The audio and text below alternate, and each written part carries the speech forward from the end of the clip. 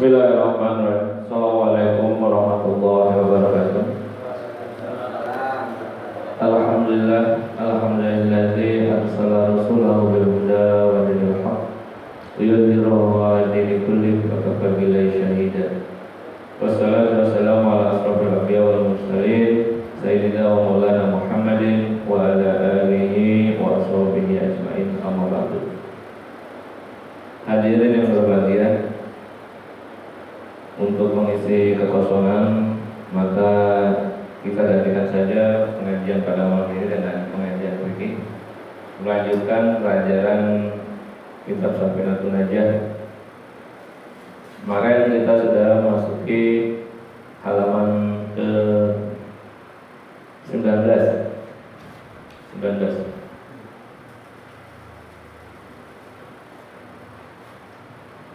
Sebelum pengajian kita mulai, maka kita bacakan suratul Fatihah. Yang pertama untuk pengarang kitab ini yaitu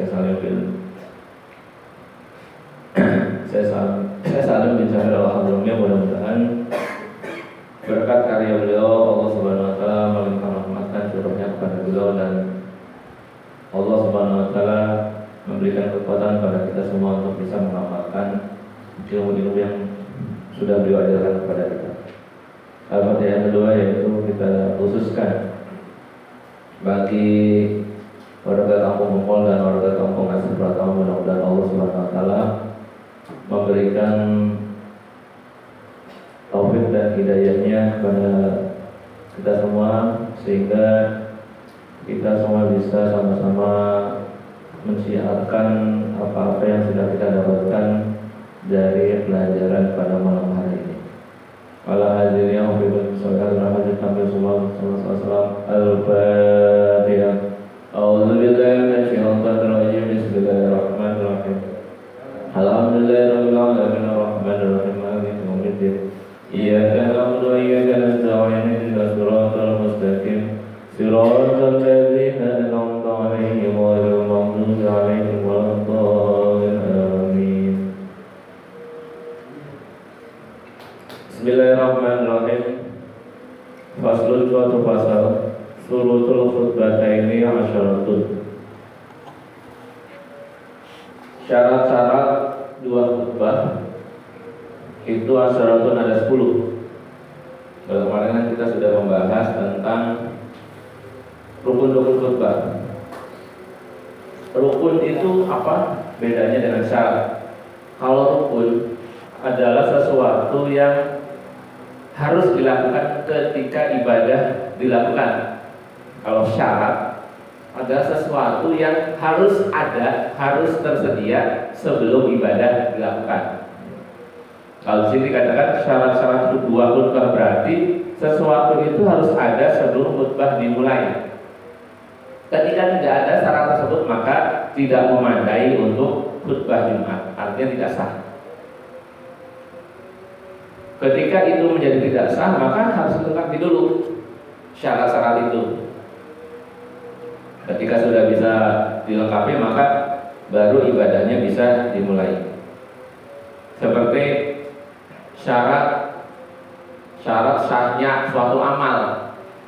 Syarat sahnya suatu amal itu bukan ikhlas, Pak. Syarat sahnya suatu amal itu yang pertama beragama Islam dulu. Ketika agamanya tidak Islam, maka semua amal baik maupun amal buruk itu dianggap buruk. Dalam syariat Islam, kebaikan itu memiliki syarat. Nah, kalau di lingkungan yang sifatnya orang-orang demokratis, ya orang yang penting berbuat baik, mau agamanya apa saja tujuannya satu, yaitu Tuhan. Ya iya, demokratis. Dalam syariat Islam tidak bisa.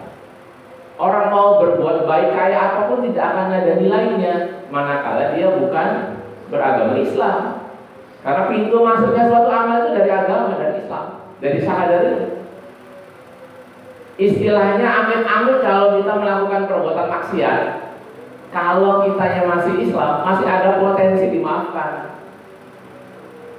Kemudian dalam suatu kitab ada diterangkan, ada beberapa orang yang tergantung acaranya ketika di akhirat. dia belum bisa dimasukkan ke dalam surga dan juga tidak dapat dimasukkan ke neraka. Menggantung. Kemudian setelah menunggu sekian lama, barulah dia dimasukkan ke dalam surga.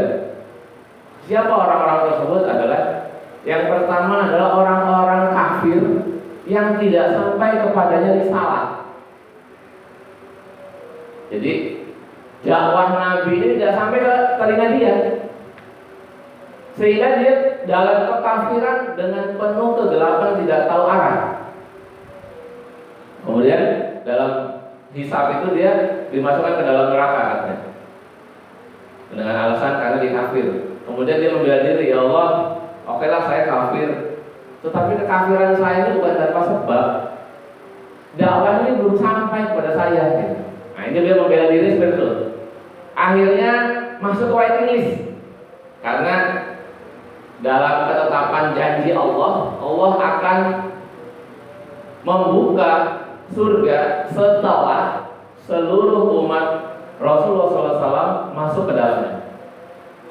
Berarti kalau jumlah umat Rasulullah itu dihitung dari tahun 671 atau 72, dari jarak tahun tersebut sampai nanti akhir zaman, umat ini lagi ngantri masuk surga.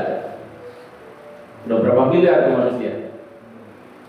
Kemudian baru umat-umat setelah beliau dibolehkan masuk ke dalam surga, plus hisabnya. Jadi umat Nabi Adam, umat Nabi Nuh, Nabi Musa, Nabi Isa baru masuk ke dalamnya. Artinya kita dapat prioritas utama masuk dalam surga, dan juga dapat prioritas utama masuk ke dalam neraka tentunya. Tetapi ini justru melegakan. Andai kata kita disuruh nunggu tersisa lama, proses tidak selesai, lama, mending diselesaikan sekalian.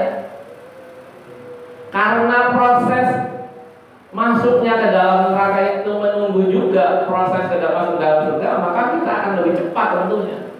Ditambah lagi umat Rasulullah SAW ini memiliki banyak istimewaan dengan amalan. Dengan satu amalan yang meniru kepada nabinya saja membuat mereka derajatnya luar biasa naik di hadapan Allah Subhanahu wa taala.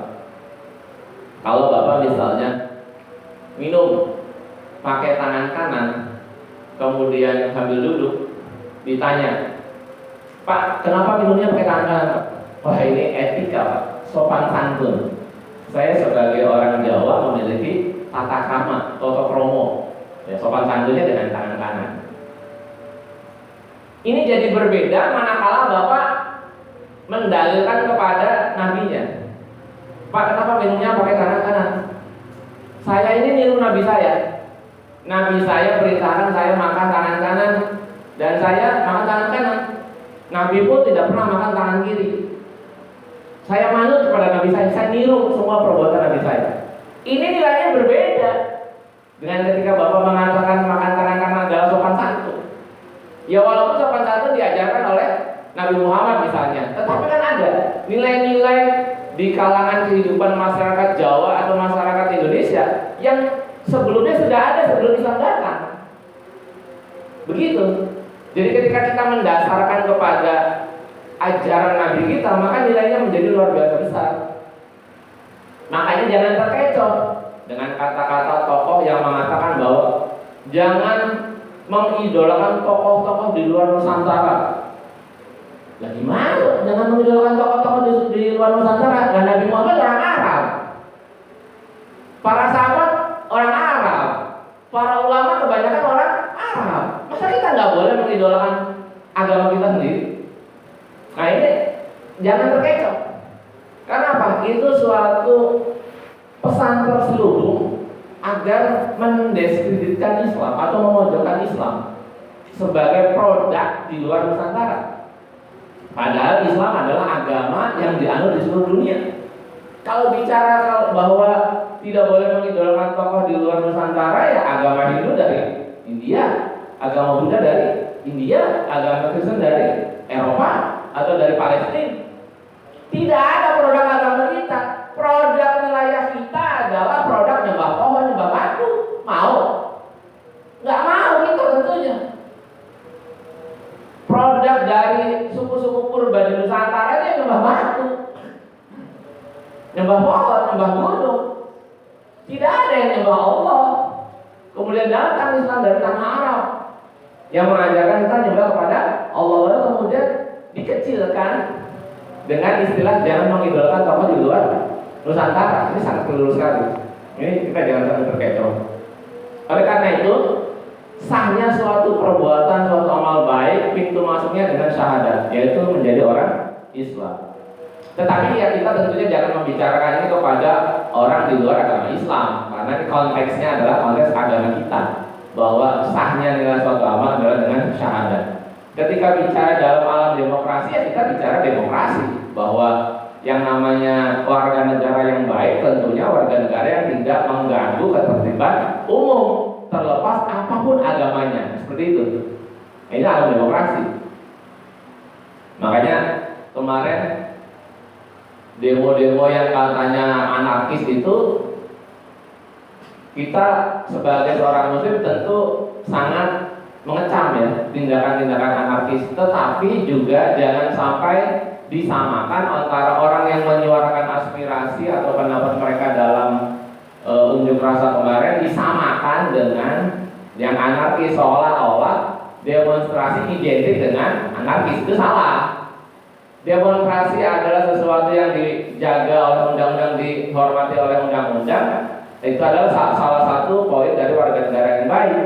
Tetapi adapun yang anarkis adalah sisi buruk dari suatu kegiatan. Itu di luar iklim demokrasi. Kayak begini, memilih presiden langsung adalah produk demokrasi.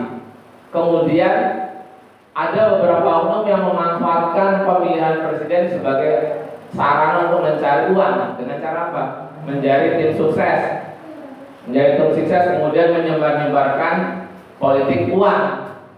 Politik uang bukan demokrasi. Pemilihan presiden langsung demokrasi, itu adalah sesuatu hal yang berbeda. Jadi jangan disamakan. Kemudian kita langsung mengatakan, wah demokrasi sama aja, nyogok-nyogok juga, ya tidak. Kemudian akhirnya kita mengatakan khilafah lebih baik, ya lebih kacau lagi. Apakah dengan khilafah kemudian semua masalah selesai? Ya kan tidak. Khilafah itu adalah suatu cita-cita besar. Belum tentu di dalamnya akan menyelesaikan masalah-masalah kita. Itu adalah suatu metode. Jadi kita jangan sampai mengatakan bahwa dengan khilafah kemudian selesai masalahnya, tidak. Cara menyelesaikan masalah ya kita urus selesaikan masalah kita. Adapun masalah negara kita yang kaitannya demokrasi, ya demokrasi kita selesaikan. Jangan dicampur adukan dengan istilah-istilah yang kemungkinan besar menjadi lawan dari demokrasi itu sendiri. Saya beberapa kali menyampaikan bahwa khilafah itu merupakan ancaman demokrasi itu dia. Karena khilafah yang disampaikan oleh kelompok-kelompok tertentu adalah khilafah secara membabi buta. Dia mengatakan bahwa katanya kerajaan Turki Utsmani adalah khilafah, itu keliru, Pak. Turki Utsmani adalah kekaisaran.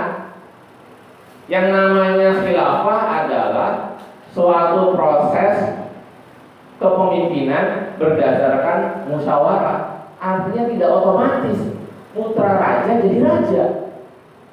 Iya kan? Nah kalau kesultanan kan anak raja jadi raja, walaupun bloonnya minta ampun, kalau karena anak raja jadi raja.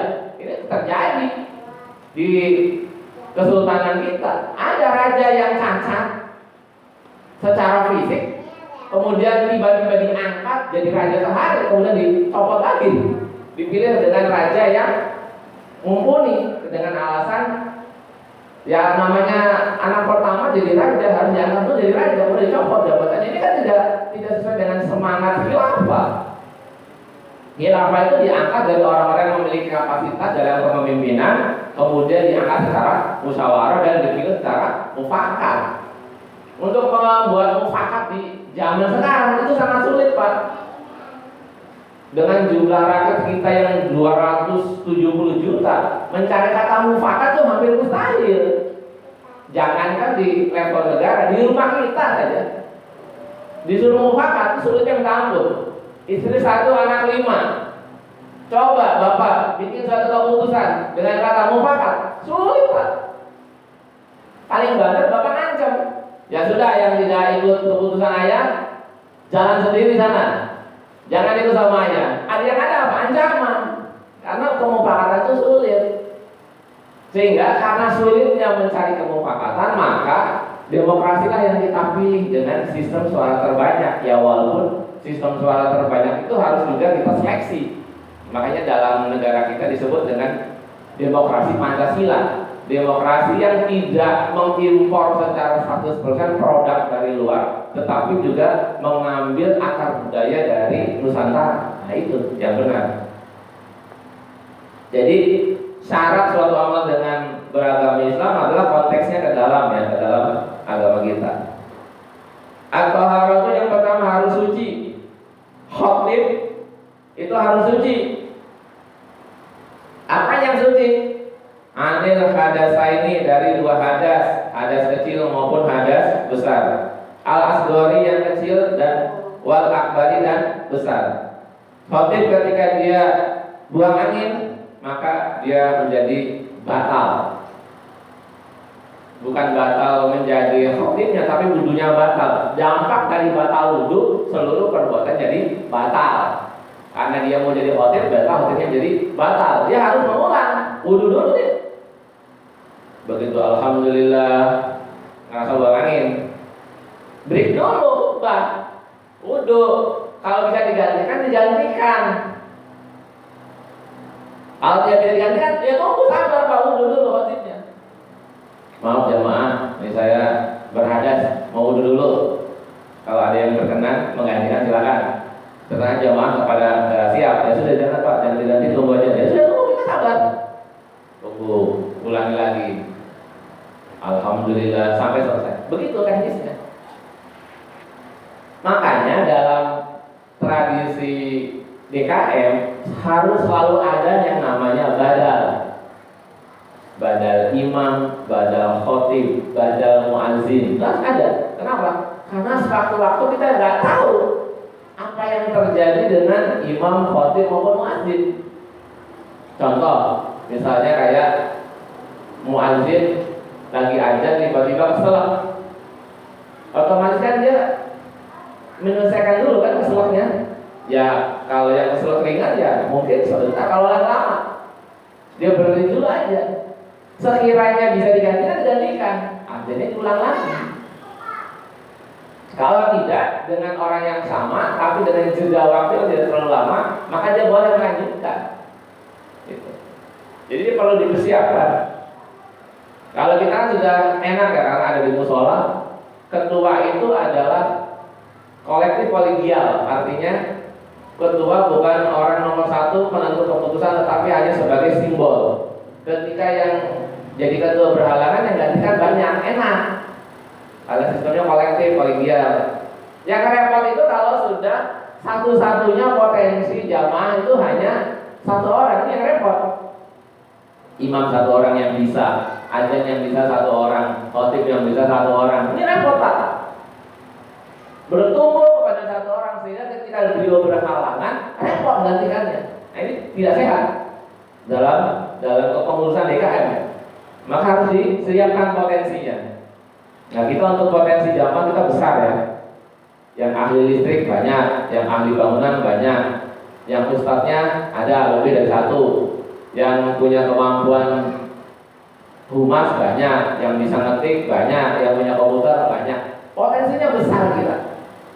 Jadi artinya ketika misalnya di masa depan kemudian berkembang musola Al-Hidayah itu menjadi masjid Jami Al-Hidayah, itu kita sudah siap di masa depan. Wa taharatu dan suci anil najasati, dari najis, fisaubi pada pakaian, wal badani dan badan, wal makani dan tempat, wa satrul aurati dan menutup aurat, wal qiyamu dan berdiri, alal qadiri bagi yang mampu.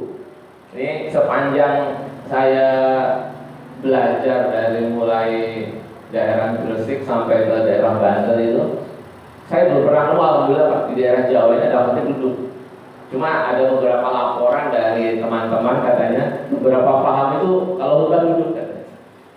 Ya kalau kita kan enggak lazim ya. Ya walaupun boleh duduk bagi yang tidak mampu. Karena saya melihat beberapa ulama kalau ceramah mau duduk, sama mau duduk. Giliran jadi khotib berdiri Pak. Karena sebentar. Nah ini yang saya sering tekankan kepada para khotib itu, bahwa khotib itu adalah bukan unjuk kemampuan pidato. Karena bukan unjuk kemampuan pidato jadi khotbah jangan lama-lama. Saya suka bilang ya ke forum ustadz kadang, jangan mengedepankan kemampuan pidato ketika jadi khotib Jumat. Kesian jemaah yang waktunya pas-pasan. Jangan karena masjidnya besar, labelnya masjid kabupaten, kemudian kita wah ini kalau khotbah nggak lama nggak pantas. Jangan melihat dari besar kecilnya masjid. Yang namanya khotbah Jumat ringkas saja. Karena apa? Level bupati juga kepengen adem kalau hari Jumat mah. Ya, jangan kita pegawai. Bupati aja pengen adem Pak. Hari Jumat lagi panas-panasnya. Dengerin orang ngomong nggak selesai pusing gitu. Beda kalau malam-malam sambil rokok, sambil ngopi, dengan kan adem enak. Nah ini siang-siang walaupun masjidnya ber-AC, tetap aja nuansa rasa panas di siang hari itu tetap terasa. Makanya khutbah itu jangan lama-lama. Bahkan dalam ajaran Rasulullah SAW diminta kalau hari Jumat itu kita mandi. Diminta dipakaikan minyak wangi, wewangian. Karena apa? Kumpul banyak orang yang akan mengganggu orang lain kalau kita memang bajunya bekas kerja di tempat kerja kita. Ya kan akan mengganggu, orangnya banyak. Ya setidaknya kalau kita nggak bisa mandi ya bajunya yang berbeda lah dengan baju kerja sehingga tidak perlu dengan keringat. Kemudian kalau memang nggak bisa juga ya setidaknya kita menyediakan minyak wangi agar orang hanya mencium bau wanginya, bukan bau badan kita gitu. Ini adalah suatu antisipasi. Nah kalau hal-hal yang begini aja Rasul begitu apik di dalam menjaga perasaan orang lain, apalagi orang yang khutbah. Jangan lama-lama. Jangan lantaran karena masjidnya besar, kemudian khutbahnya paling lama karena menjaga wibawa masjid kan? Ya tidak juga. Masjid nggak perlu dijaga wibawanya, yang penting jamaah nyaman kalau sholat. Masjidnya wibawanya terjaga tapi jamaah nggak nyaman, buat apa juga? Orang datang ke masjid itu harus dengan perasaan senang, keluar pun dengan perasaan senang. Saya beberapa kali mendapati beberapa anak kalau mau berangkat sholat itu jalannya teriak abah, bang. Iseng-iseng saya nanya, Dek, itu udah komat Dek, nggak buru-buru ntar ketika alah Pak, imamnya lama kalau sholat. Baca suratnya aja nggak kelar-kelar Pak. Oh gitu, iya. Makanya kita telat-telatin sampai sholat juga masih kebagian rakaat gitu. Saking namanya, saking dia sebenarnya gendeng sebetulnya. Imam lama banget kalau sholat. Ya misalnya imam baca surat Al-Ghasyiyah tapi dengan tempo yang lambat, model kayak Mu'ammar yang nggak selesai sholat. Iya kan? Yang ringkas aja kalau berhubungan dengan banyak orang, kesian orang itu. Kayak ini di beberapa tempat yang memang masjidnya menggunakan imam khusus ya. Beberapa anak saya tanya di jalan. Dan memang ternyata ketika saya rasakan memang betul. Saya nyoba datang sholat awal, kemudian ikut sholat dari rakaat pertama. Waktu itu ya sholatnya maghrib. Memang menurut ukuran ini termasuk di luar kewajaran. Saya yang orang dewasa aja merasa ini kok sholat kayaknya udah kelamaan. Baca suratnya lama banget.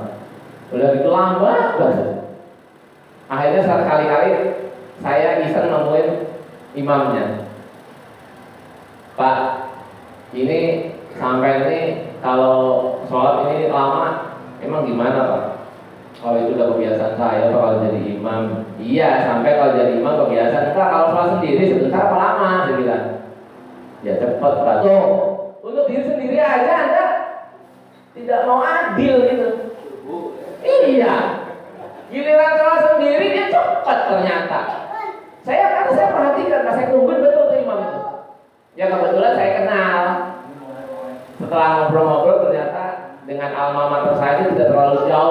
Akhirnya begitu dihubungkan dengan satu syekh, beliau kenal, saya juga kenal. Ternyata kita punya hubungan baik itu sebetulnya. Saya tuh betul Pak. Dia sholat dibandingkan dengan waktu dia imamin jadi imam sholat maghrib dengan sholat dia ba'diyah maghrib, ternyata selesainya lebih cepat ba'diyah maghrib. Akhirnya saya tanya begitu. Sampai aku nggak adil dengan untuk orang lain lama-lamain, untuk diri sendiri cepat-cepatin. Ya boleh jangan begitu. Tadi saya bisa nanya anak-anak, keluhannya seperti itu. Oh begitu Pak, iya minta maaf. Ya lain kali jangan seperti itulah. Kalau untuk orang lain boleh dimudahkan. Ya.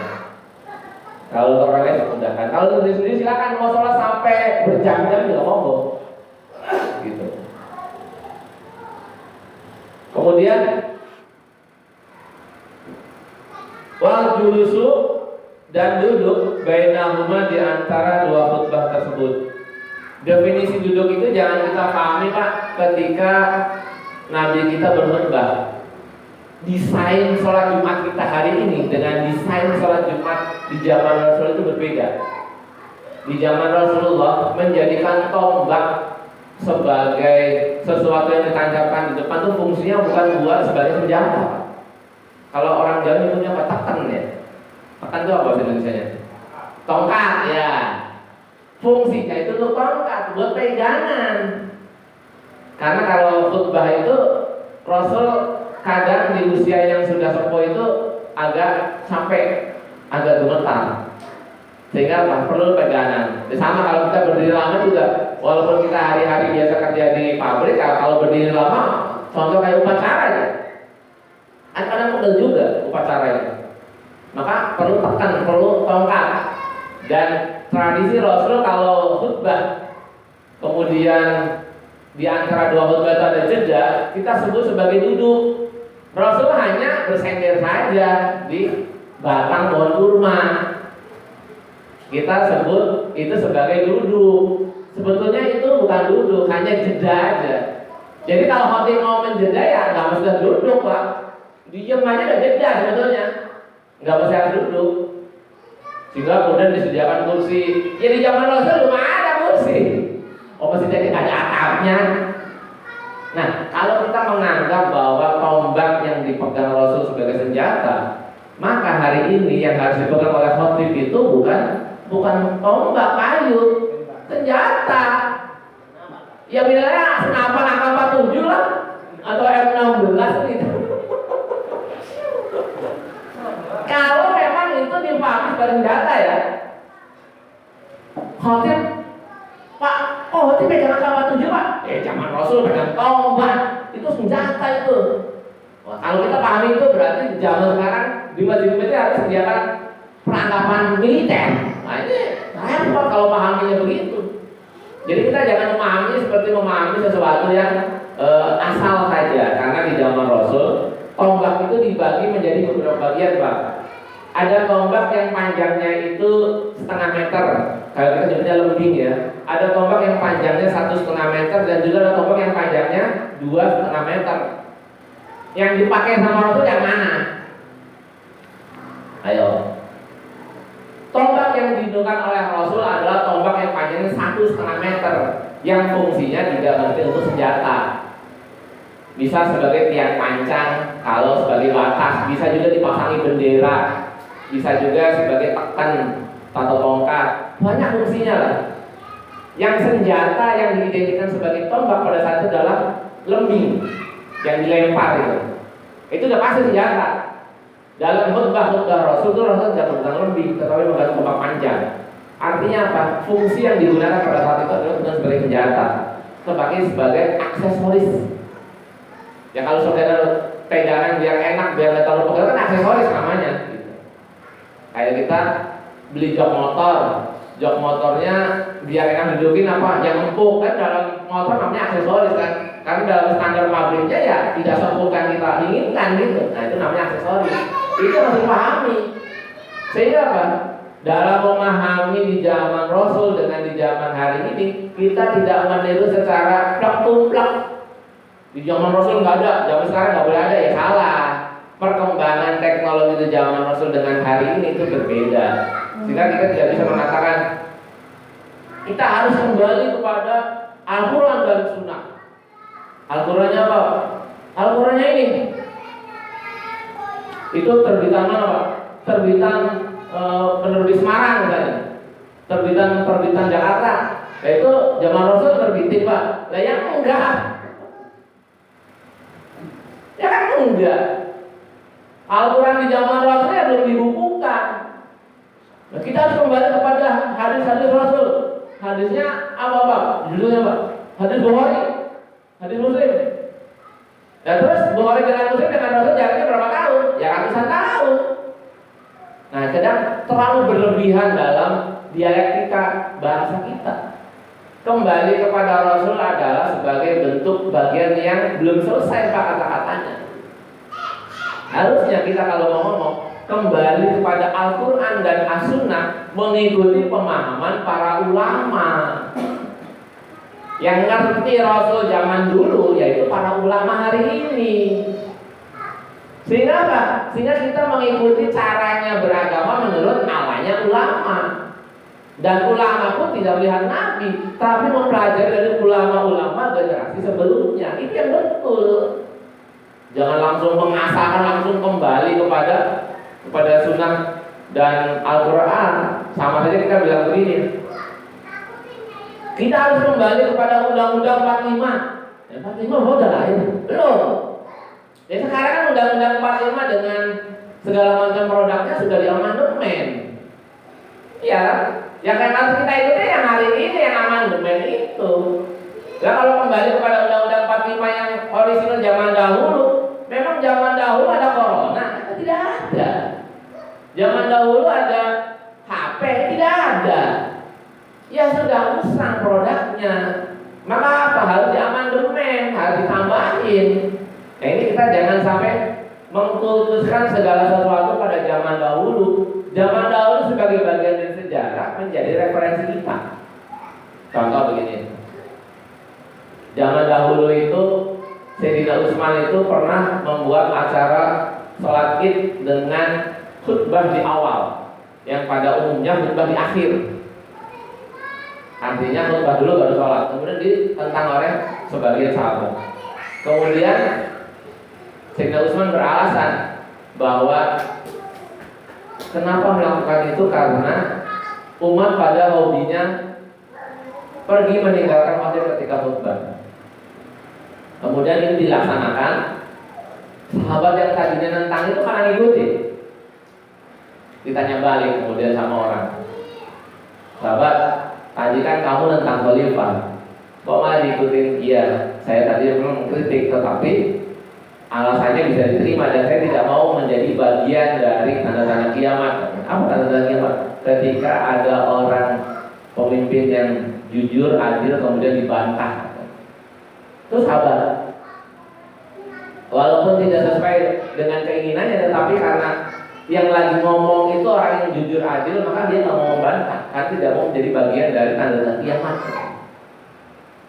Dari kejadian ini kita bisa menyimpulkan bahwa sebetulnya di zaman sahabat pun sudah mulai memberikan satu trik atau terapi kepada jemaah, kepada umat, bahwa ada hal-hal yang di zaman Rasul tidak dilakukan, kemudian dilakukan pada zaman setelahnya. Dan itu biasa saja. Apalagi sekarang, jarak dengan kita sudah 1400 tahun. Kita perlu penyegaran dalam teknik berdakwah, kita perlu penyegaran dalam teknik menyampaikan ilmu, kita perlu penyegaran dalam teknik menyampaikan kebaikan-kebaikan pada umat. Pada zaman dahulu nggak ada YouTube, sekarang pakai YouTube. Zaman dahulu nggak ada TikTok, sekarang pakai TikTok, ya kan? Zaman dahulu nggak ada medsos, sekarang pakai medsos. Ya kita gunakan, nggak apa-apa. Zaman dahulu sholat nggak pakai sarung yang mereknya ada teks-teksnya gitu kan, gitu. Ya, yang biasanya kalau pakai teks itu ada plastiknya. Gitu. Zaman dahulu ya orang murni ibadah kainnya kain dari wall, kain dari katun yang murni, betul-betul murni.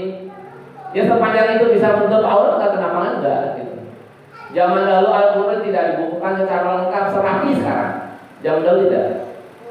Bahkan Al-Quran diberi harokat, diberi tanda, ditambah-tambahin biar orang yang non-Arab ngerti. Nggak ada masalah.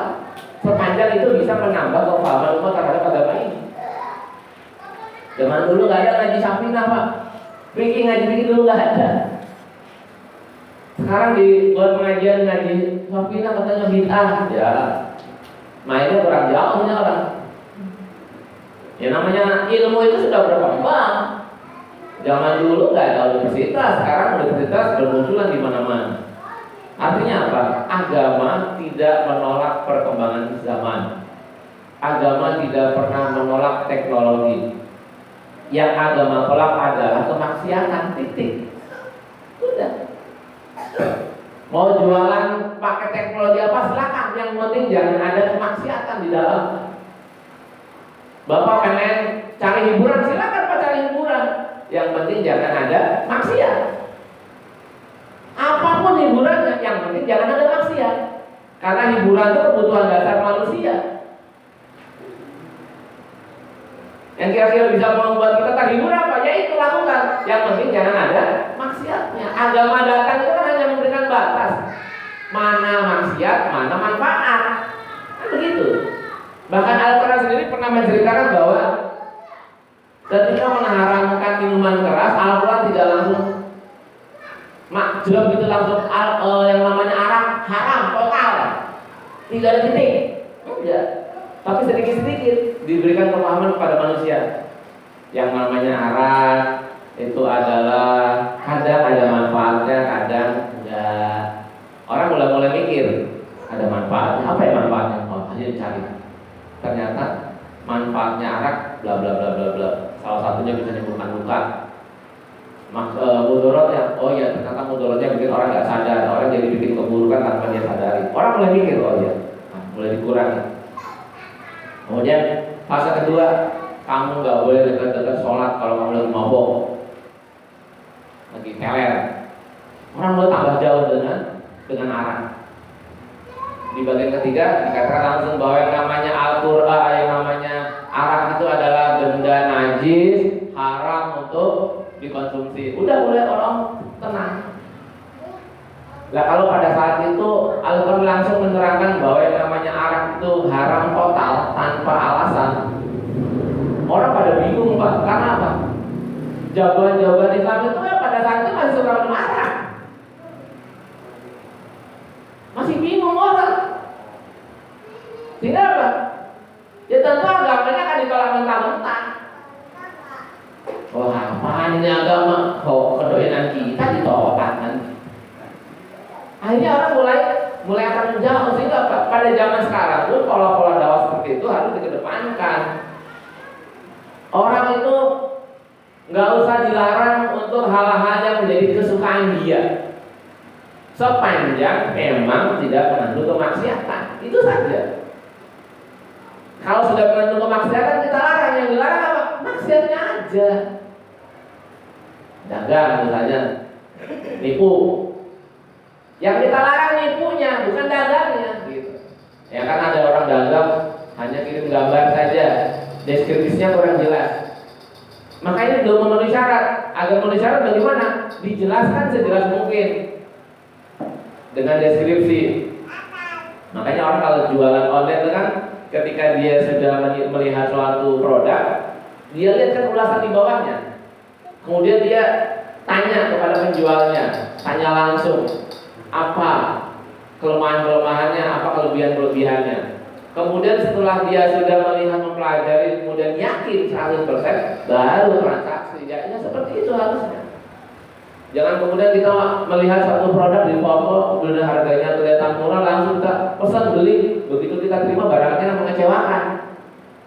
Padahal belum dijelaskan deskripsinya, ya kita yang salah jadinya. Ya kita melihat keadaan-keadaan seperti ini jangan seperti orang-orang di perbankan. Di perbankan itu ada istilah yang namanya rahasia bank yang kita nggak boleh tahu. Ya kalau sepanjang rahasianya itu memang betul-betul membuat orang jadi aman, ya tidak jadi masalah. Yang kita takutkan itu kan rahasia bank membuat kita merasa terjebak di dalamnya. Ini yang disayangkan. Makanya kalau kita membuat suatu transaksi dengan bank itu memberikan suatu semacam kayak klausul-klausul. Dilihat enggak? Dibaca enggak tanda tangan kan gitu. Kayak waktu kita pesan rumah kan dulu itu, bayangkan 32 dokumen.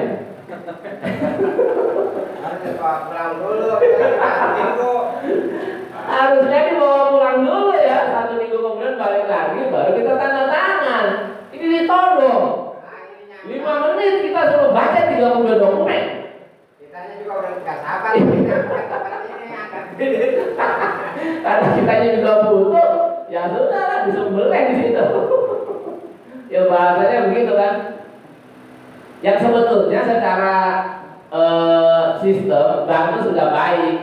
Bank itu sudah baik memberikan suatu semacam arahan, memberikan semacam baik buruknya, memberikan suatu semacam penjelasan. Hanya timingnya kadang nggak cukup. 32 dokumen kita baca dalam waktu 5 menit, ya sudah kita merem aja tanda tangan langsung. Nggak taunya begitu sudah akad kita baru terkaget-kaget, tiba-tiba kena ini, kena itu, kena denda ini, kena denda itu. Padahal itu sudah tanda tangan itu. Nah ini yang dinamakan sebagai transaksi jual beli itu tidak boleh saling menjebak, tidak boleh saling menipu. Kalau modelnya seperti ini kan terkesan kita mulai menjadi korban penipuan. Seolah-olah padahal memang timingnya saja yang kurang tepat. Karena kitanya juga terlalu memaksakan untuk mengambil suatu kebutuhan. Sehingga apa? Sehingga ya orang mau memberikan penjelasan, dan namanya kitanya udah maksa, ya tidak cukup waktunya. Ya bang tidak salah dalam hal ini. Kitanya yang tergesa-gesa gitu. Makanya Pak kalau mau mengajukan kredit, pinjaman segala macam, konsultasikan dengan keluarga. Sehingga dampak dari sesuatu yang tidak kita pahami bisa ditanggung oleh keluarga. Jangan sampai kita main eksekusi suatu keputusan, kemudian keputusan tersebut menjadi dampak untuk keluarga dan keluarga protes. Nah ini menjadi kesalahan kita sendiri sebetulnya. Kita lanjutkan. Fawqatu maninati, di atas ketenangan as-sholati, sholat. Jadi duduknya khotib ketika jeda di antara dua khutbah itu sama dengan seperti orang yang tumaninah di dalam sholat. Nah, kalau kita misalnya ruku itu tumaninahnya kapan? Ketika kita membaca satu lafal subhanallah, itu sudah tumaninah. Kalau kita yang biasa pakai ala-ala ibadah NU, ya kita gunakan bacaan-bacaan yang menggunakan tradisi NU. Dan kalau kita biasa menggunakan tradisi yang ala Muhammadiyah, kita gunakan tradisi Muhammadiyah. Yang itu memadai tumaninah, satu kali baca. Ya kalau dengan menggunakan tradisi ibadah di luar kedua ormas itu ya silakan saja, karena saya hanya memahami bahwa kedua ormas ini mewakili kutub besar dari agama Islam di Indonesia. Sisanya mereka ya menjadi bagian dari keduanya itu. Sebetulnya hanya ya nyempal sedikit-sedikit lah, nyempal sedikit-sedikit. Kutub besarnya ya dua itu saja. Wal mualatu, dan tertib berurutan bainahuma di antara keduanya. Sedikit lagi. Wa baina sholati, dan di antara sholat.